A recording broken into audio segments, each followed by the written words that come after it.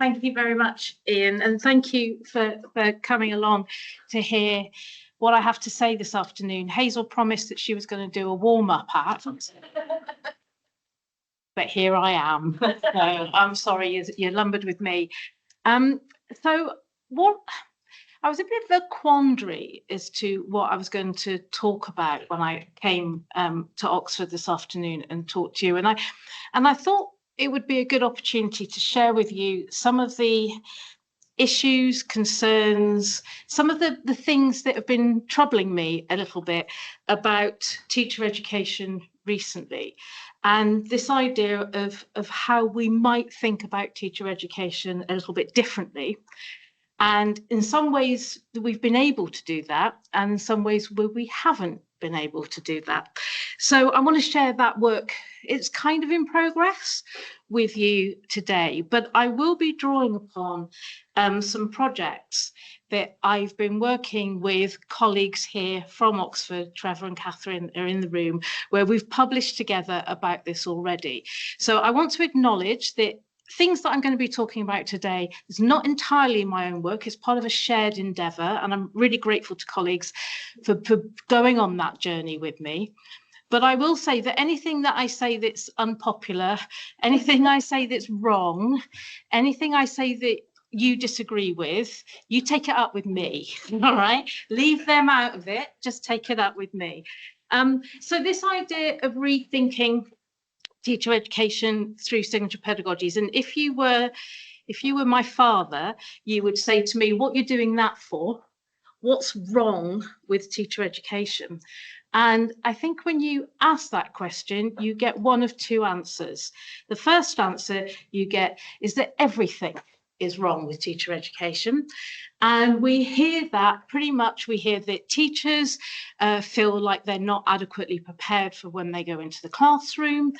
We hear that schools are not getting the kinds of teachers that they want.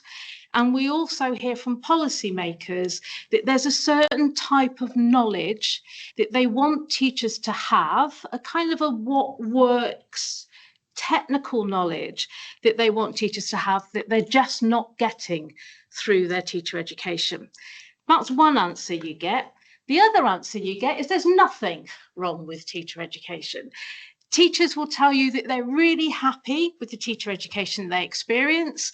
They go into schools really well prepared, and they feel like they understand the professional journey that they're starting on. You also hear that schools, particularly schools that work in partnership with teacher education programs, say they're really happy with that partnership. They're really happy with what's happening in teacher education, their role in it. They're really happy with the graduates that they come out and employ, that there's nothing wrong with teacher education. And you will also hear from people like Ofsted, for instance, that 90% of teacher education programs, particularly in universities, have been rated good or outstanding under the previous framework. So whilst everything from some perspectives is wrong with teacher education, in many cases there is nothing wrong with teacher education. And perhaps what's happening here is that we're talking very much at different purposes, with different ideas about what teacher education should be doing, and with different notions of where teacher education should be at. And this is certainly the case that you would hear if you were looking at policy reform in this area through recent years. But I just want to say that this isn't just a case of problem that's happening in England. I've put up here one of my favourite titles to a paper that I've ever encountered, which is Bill Loudon's paper, 101 Damnations, the persistence of criticism and absence of evidence about teacher education in Australia. That was published in 2008, and it hasn't stopped. The damnations have continued. He worked out that since 1979, there had been 101 inquiries into teacher education in Australia. So this idea that there's something wrong with teacher education isn't just something that's happening in this country. And we can also see it too happening in the US. And I've put here Marilyn Cochrane-Smith's paper that she wrote with Mary Kim Fries. And in this paper, she starts the idea that she goes on to develop in subsequent work, that teacher education has become a policy problem. And what she means by that is the ways in which teacher education has been blamed for many of the things that's wrong in education generally, whether that's attainment gaps, whether that's inequalities within the education system. It's been focused on the preparation of teachers as being the key area that needs reform in that sense. And in her articulation about this idea of teacher education as a policy problem, she gives us a very stark warning. She says that we start to see teacher education no longer being considered a professional, a scholarly, or a democratic endeavour, but we start to see it being framed as a problem to be fixed, a problem to be regulated, a problem to be standardized through policy intervention. And she warns that if we do that, we continue to go down a road where teacher education becomes technicized, where it becomes routinized, and we start to lose the intellectual part of what we would hope teacher education to be. Well, she wrote that around about, in her book that she wrote in relation to that was around about 2008. But it turned out that she was absolutely right. And particularly in this country, the reform agenda that we've seen, and I mean specifically these two elements of the reform agenda, have been particularly devastating for teacher education.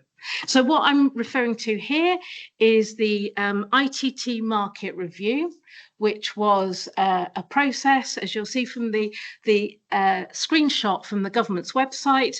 This was published between 2019 and 2022 by the Johnson Conservative government. It was a period where every ITT, or initial teacher training, as they refer to it, initial teacher education, as I refer to it, provider in the country had to go through an accreditation process. Every single one in the country had to go through that process. Fairly recently, James Noble Rogers left USET, the University Councils for the Education of Teachers, and he had a swan song in the Schools Week where he described this period as being the worst part of his career. It was the time when he literally couldn't sleep at night. He was so worried about what was happening to teacher education. At the time in the community, it was being described as an existential risk. People were really frightened as to what would happen to teacher education providers. And that was just one part of the policy reform agenda. The second part of the policy reform agenda were these three documents that I've listed underneath. The Early Career Framework, its younger sister, the ITT Core Content Framework, which was produced, even though the Early Career Framework was for the 2 years once you'd qualified, the Core Content Framework was for the year before you qualified, but it was published after the Early Career Framework, so it was retrofitted.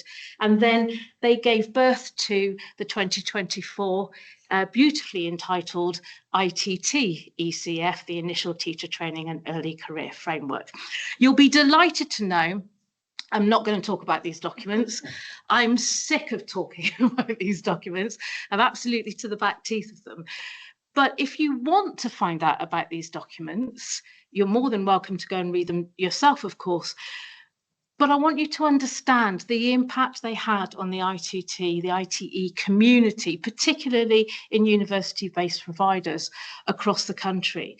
The ways in which people had to really rethink what they were doing on their teacher education programs and really think carefully about what they were being prescribed to do through these policies, and also actually what it was that they felt was important. And if you're interested in hearing the angst and the anger in relation to this, then you can do no better than read Viv Ellis's book, where there are lots of chapters in here that actually go through people talking about the angst and the anger that was involved within this.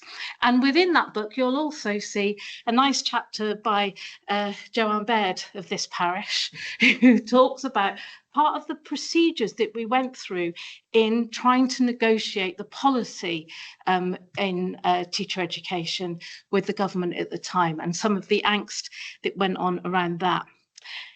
And as part of being part of this process and in thinking through the implications of this, two challenges really came to me.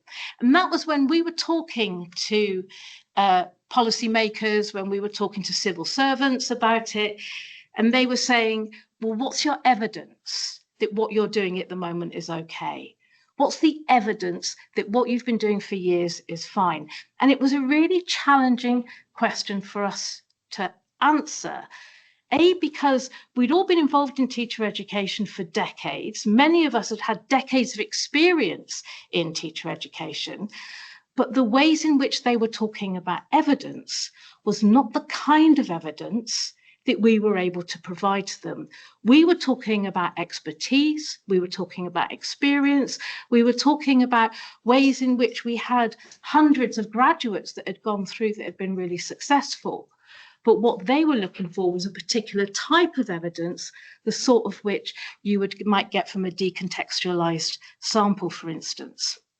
So what that started to make me think about is this idea of the no evidence challenge, that we didn't have any evidence that the way that we were doing teacher education was working, and starting to see ITE as a series of contested sites.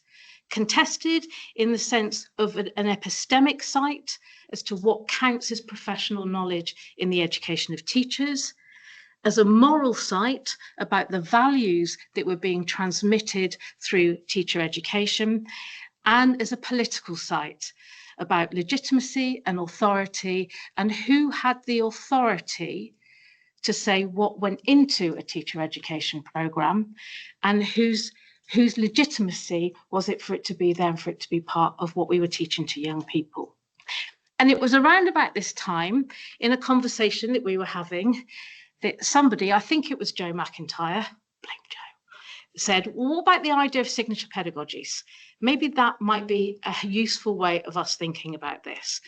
And so we started thinking about whether the notion of signature pedagogies could be a useful way of thinking about initial teacher education differently.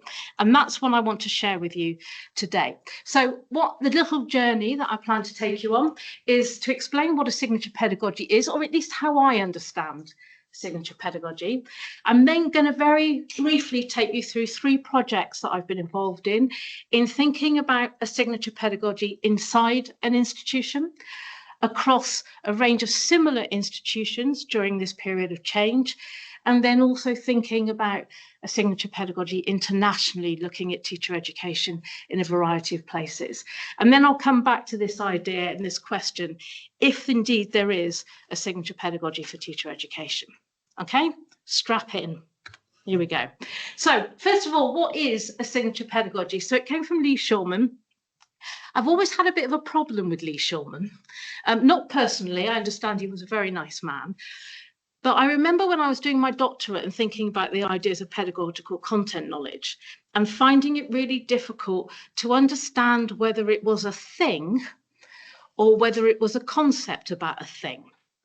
In understanding whether pedagogical content knowledge existed or whether it was something that we used as a way to describe a phenomena that was happening. And I feel a bit the same way about a signature pedagogy. And it may be that I'm wrong. It may be that it does exist, but we'll talk it through. The picture is an AI generated picture from Gemini. I said to Gemini, give me a typical picture of a doctor learning to become a doctor. And this is what Gemini came up with. It's a hospital round. And this is exactly the kind of thing that signature pedagogy that Shulman was talking about. He said that signature pedagogies was the ways in which a profession inducted, prepared, developed new entrants into that profession, and they were distinctive for those particular professions. So for medical professionals, we might think about the doctor's rounds, the hospital rounds, where they go around the ward with clipboards. One of them actually has a clipboard. I'm very pleased about that. And they meet a patient, ask a patient what's wrong with them, diagnose them, talk through possible treatments, and then they prescribe those treatments and off they go. And Shulman said that it was these moments within a profession that were distinctive to that profession which made up their signature pedagogy. In those moments, you were able to see the three fundamental elements of a professional's work, and that is how to think like a professional, how to perform like a professional, and how to act with integrity. And Shulman said these are different for different professions. So with doctors, we think about the hospital rounds. With a lawyer, we might think about being in articles, working in pupillage, within a barrister's office. But each profession has its own signature pedagogy where those things are formulated, where they're developed, where they're assessed. How to think, how to perform, and how to act with integrity. And Shulman says these are made up of three structures. The first structure is the surface structure, which is the recognizable acts of learning how to perform like a professional. So that would be with a teacher standing up in front of a class and doing the things that one would expect a teacher to do in front of a class. But that is underpinned by a deep structure, which is a shared understanding of how to best convey the knowledge and thinking of that profession. And that's less visible. That's underpinning what that professional is doing. And then there's also the implicit structure, which is the shared sense of attitudes, values, and dispositions characterized by the morals that underpin the profession. And Shulman said these three have to go together. And he said quite beautifully, they must come to understand in order to act, and they must act in order to serve. And that those are distinctive to the profession. Now, nobody's really been able to identify a signature pedagogy for teaching. People have tried to say that there's a signature pedagogy, example, music teaching, that there's a particular way that you might become a music teacher. People have tried to say that there's a disciplinary relationship between disciplines and teaching, but nobody's really come to an agreement as to whether there's a signature pedagogy for teaching. So let's go into a little bit further of what is signature about the signature pedagogy. Shulman said these are instantly recognizable and they are found across institutions.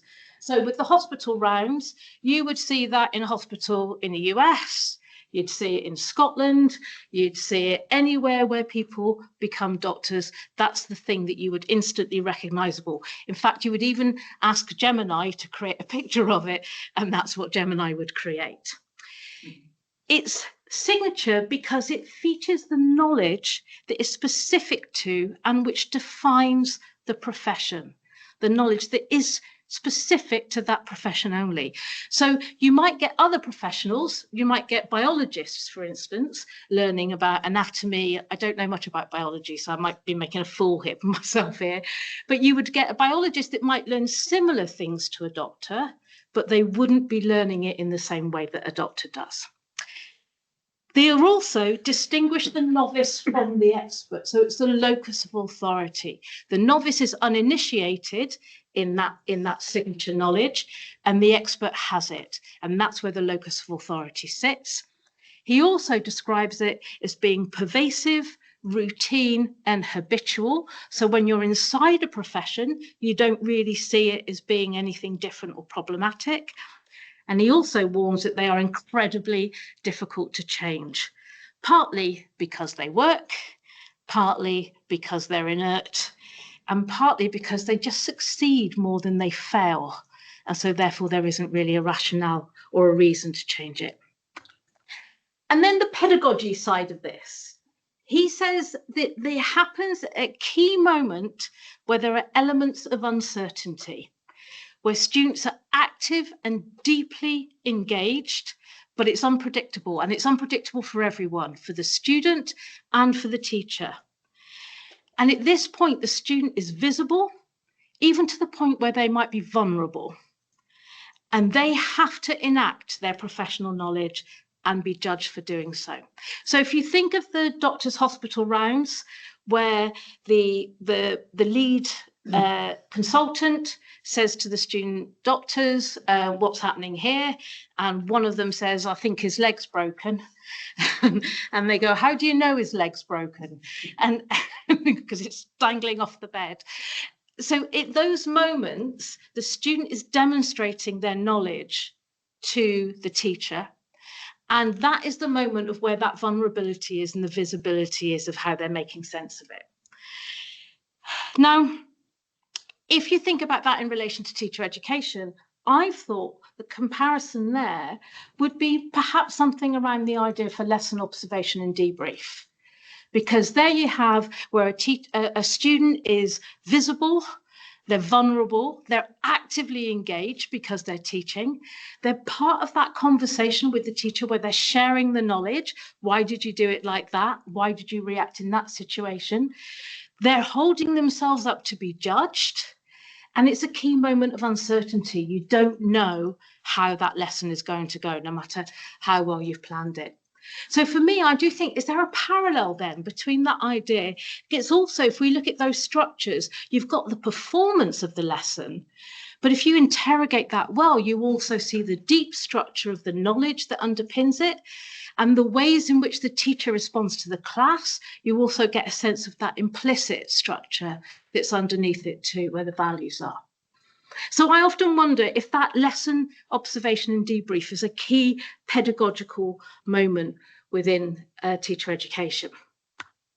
But going back to that reform agenda, I started to really worry that the ideas that were underpinned the ITT market review were actually seeking to change the signature pedagogy of teacher education. Why did I think that? 3 reasons. The prescription of content that was in the ITT core content framework, as it then was, didn't come from the profession. The ownership of that knowledge was not from the profession itself. It came from government, mediated through the Education Endowment Foundation. So in that sense, the knowledge being mediated was being controlled by somebody else. There was also the requirement that all providers had to have intensive training and practice. And that I was seeing that as moving away from authentic teaching, where context can be seen, towards a kind of atomized, isolated type of teaching where behaviors are focused on, and they are potentially devoid of any understanding of that relationship between teaching and learning. So the actual pedagogy was being changed there. And then also the ways in which students, teachers were being supported through the prescription of mentoring, the dominance of an idea of instructional coaching. I saw that as being really changing that practicum experience, that key moment of where a student teacher shows how they're thinking, how they're performing, and how they're acting with integrity. So I started to worry that this was changing the signature pedagogy. And then part of this is this idea of, well, what does it mean to act with integrity? What does that actually mean? And part my confession time, for me, part of the attraction of this idea was a way of showing that some of the approaches that were underpinned in the ITT market review, which was about technicizing teacher behaviors, I saw as being not really acting with integrity. I saw that as being a different, underpinned by a different kind of approach, moral approach to teaching. And so we did some work. This is a paper published by Joe McIntyre from Nottingham, Trevor of this parish, and myself. I don't know why I've decided it's a parish. I have.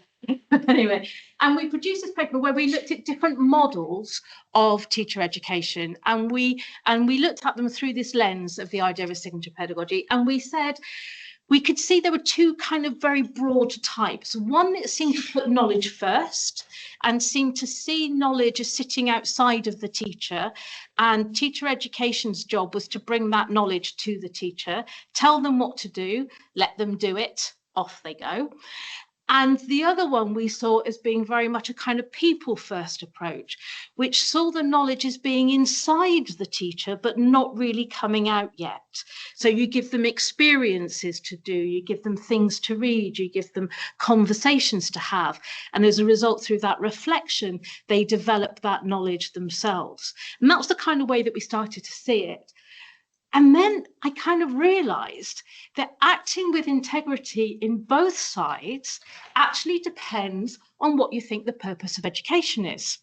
So if you think the purpose of education is to get excellent exam results, then the deep structure that underpins that is that knowledge is really important. Not just knowledge, but knowledge of what's going to be in the exam, so a very specific type of knowledge. Well, if that's what's important, then you would expect a teacher to do the surface acts of teaching that enable somebody to get access to that knowledge, in which case acting with integrity is doing precisely those things. Acting with integrity is about scripted lessons, making sure that everybody's got the content that's on the exam, making sure people know how to read an exam paper. If that's what you think the purpose of education is, if you think the purpose of education is much more holistic, about developing the whole person, and is not just about exam results, then you have a very different relationship with the deep structure, the knowledge. You have a very different understanding of what good teaching looks like, the performance of teaching. And therefore, acting with integrity means that when you're given a scripted lesson or a textbook spread that you're supposed to parrot to young people, you feel that that's not the right way to do it. And so acting with integrity is not prescribing about one particular approach, but it's about understanding that within a sense of the whole purpose of education.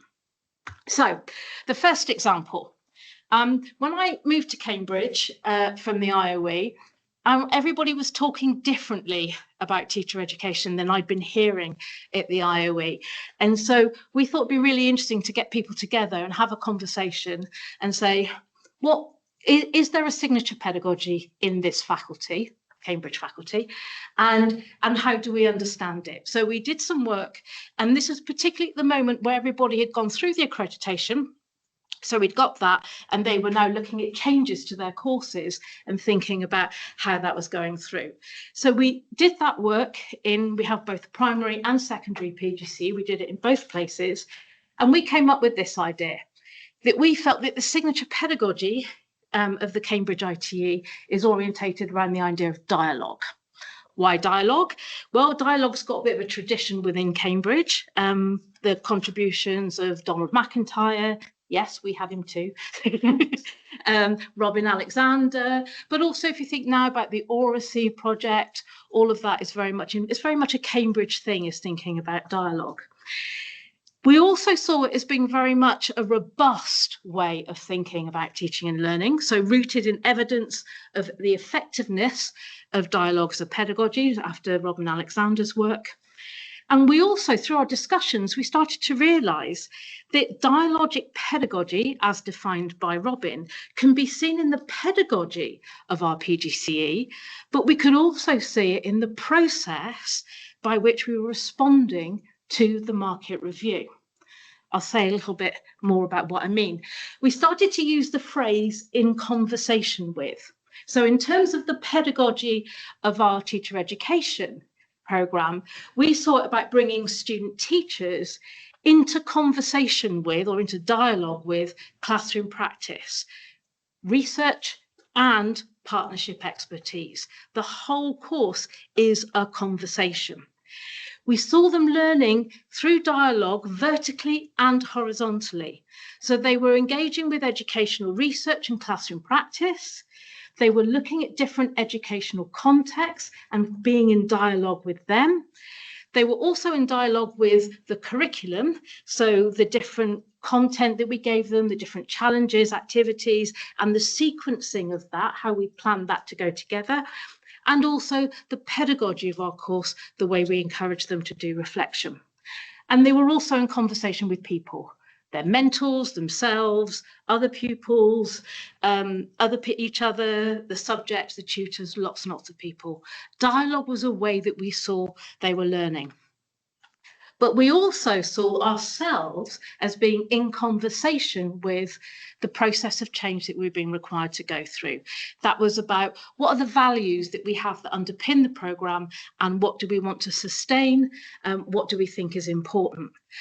How is that manifest in our partnership? This wasn't just about the ITE tutors, but our community, our mentors, the other people we worked with. How does this relate to how we use, which research that we use, how we help people understand classroom practice, different contexts, the requirements of the market review that we were encouraged to include, and the current elements design of the course and how that would come together. But not only that, we also thought we liked this because it really helps us foreground partnership as central to our programme. It reflects the dynamic nature of our programme, that it's not ossified, it keeps changing. We see it as a counter narrative to the technical, prescriptive and unidirectional policy approach that we were being encouraged to take.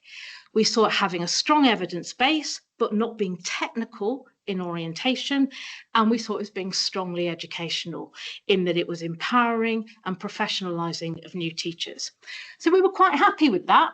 We're writing a book on it. You'll be able to read it soon. But is it a signature pedagogy? Is it unique to Cambridge? Well, possibly. But I'm sure there are elements of dialogue that lots of other teacher educators will say, and also other professions might say too. Is it unique to the teacher education that we're doing? I'll leave that with you. Second project, this is what the cover will look like. This is a book that we put together with Jo McIntyre and Lindsay Hetherington, myself and Catherine and Trevor of this parish.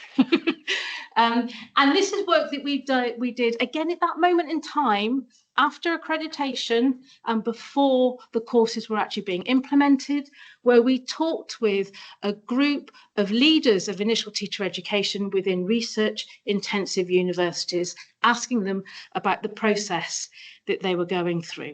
So this was the idea of leading through a period of threat and a period of change. What did we find? This book's being published soon, by the way, so you'll be able to read this one too. What do we find? The thing that really came out of this was a sense of the complexity of leadership in ITE, particularly in a period of change. We saw these leaders grappling with issues between the academic and the professional, how they reconcile those, between what they were being required to do for policy, but also their sense of integrity as to what was important. We saw them grappling with the financial gaze that was being cast upon them by the institutions they were working in, that were worried about student numbers, that were worried about the impact of competition, that worried that what they were being required to do was a little bit too expensive compared to some of the other courses that were going on in the university and how they were dealing with that. And the process of leading colleagues through a period of change, which some people genuinely thought would mean the closure of their courses, and some courses did close. And what they talked to us about was very much like the process of Cambridge that I just discussed. That they talked about, we had to do a lot of values clarification. We had to do a lot of, who are we? What are we doing here? And people talked about, we had to think about our USP, our unique selling point. If ever you've worked in a shop, they talk about the unique selling points of products, that kind of marketized language that they were using about themselves as an institution. What's our university's USP in relation to the market of teacher education? That stuff about the complexity of leadership, I don't think we really anticipated that that would necessarily come to the fore, but it very strongly did. And there's a great chapter in the book about it. I'm just doing this because I was warned about too much self-promotion. So I'm just kind of making sure that I'm digging in. The second thing that came out was 4 themes that came out across all these institutions. And although they were all research intensive universities, they were not the same. They were very, very different institutions with very different scales, practices, relationships to the university themselves. And the 4 themes that came out was the importance of having a strong moral purpose to the education of teachers. The intellectual rigor of their programs was considered to be very, very important. They felt that while the policy was really generic, it was very important for them to be very responsive and alert to context, and a very strong commitment to social justice. And then when I looked at these 4 themes, I thought to myself, oh my God, that's exactly what they've been saying about us. What they've been saying, moral purpose, you're too ideological. You're not practical enough. You're not actually doing what it is that teachers need to know in order to be able to teach. Intellectual rigor, yep, that's typical of you lot. You're not sufficiently practical enough in your teacher education programs. Contextually responsive, yes, again, you're overly relational. There is a good way to teach. We know it from the randomized controlled trials that we've done. We know how pupils learn. All you've got to do is tell teachers how to do this, and that works. You don't want this contextual responsiveness. You want to do what works. And then the idea of social justice is that you're anti-learning. The idea that social justice is about helping individuals. Well, you do that through getting them through the exam. You do that through getting them the right results. And it struck me that the very things that were important to many of our colleagues were the very things that were underpinned some of the criticisms that were being held at the profession. But then when we go further, actually, when they were talking about moral purpose, they weren't talking about ideology. They were talking about not what to value, but recognizing the ethical weight of their decisions to orientate their practice around forms of education that are about dignity, agency, and the complexity of teaching. That was the moral purpose, that ethical weight of what happens in the classroom and the decisions that a teacher makes.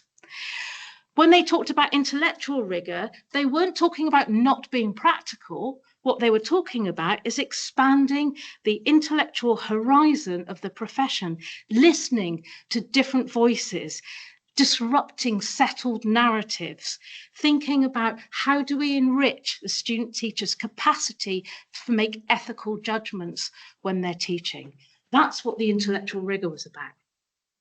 When they talked about contextual responsiveness, that again was about attuning teachers to what was happening in their classroom, to nuance, unpredictability, to reading a room, reading context, and understanding how they had to adjust their practice because of what was happening within the room, and drawing upon a robust evidence base in order to do that.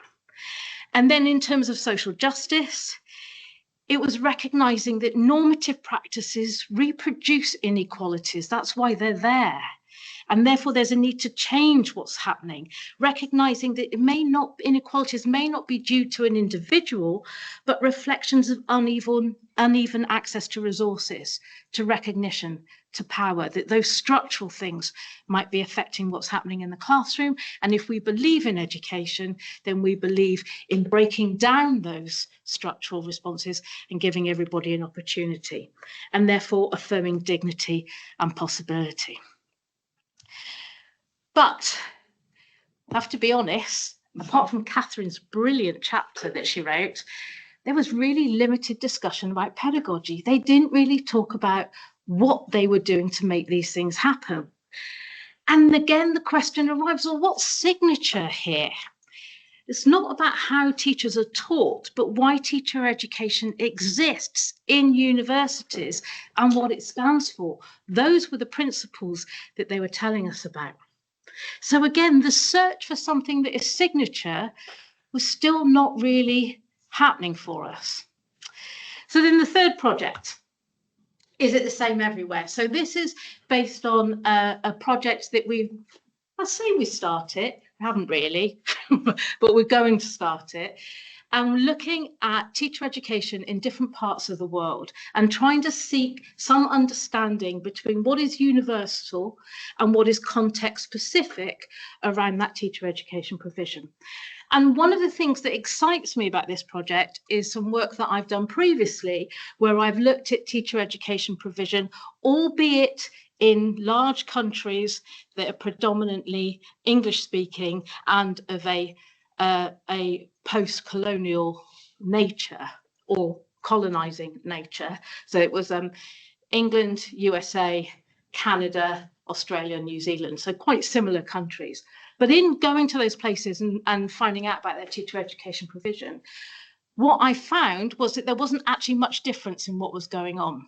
All the things that are listed there was happening in all of those places to slightly different extent, slightly different arrangement, but they all made up what was effectively an opportunity to learn. They in themselves weren't helping people become teachers, but they were giving them the opportunities to do that. But how that came together depends on how they were arranged, and that was dependent upon context and on vision. Now, since doing that work, I've been involved in a couple of projects with some other places in very different types of educational traditions. And in doing that, being on both sides of the fence, looking at countries that are responding to reform initiatives, but also working with governments to help reform initiatives take place. And in doing that, I was quite taken by this phrase, and this is a doctorate that I examined recently, hence crediting it to Sean, who came up with the phrase, golden threads and silver bullets. And that's a lot of what reform is about let's put together a golden thread to make this happen. Let's have a silver bullet that's going to fix everything. And what we've seen from both sides of those reform initiatives are really strong attempts to change practice. And quite often this might be moving from a knowledge-orientated curriculum or approach to education to something that's more competency-based. And within that, coming up against these theory-practice tensions that we see in teacher education all the time, and understanding those relationships between partnership and practicum. And what's really clear is that we share a common terminology, but when it comes down to looking at what happens in teacher education programs, there's very little change that takes place.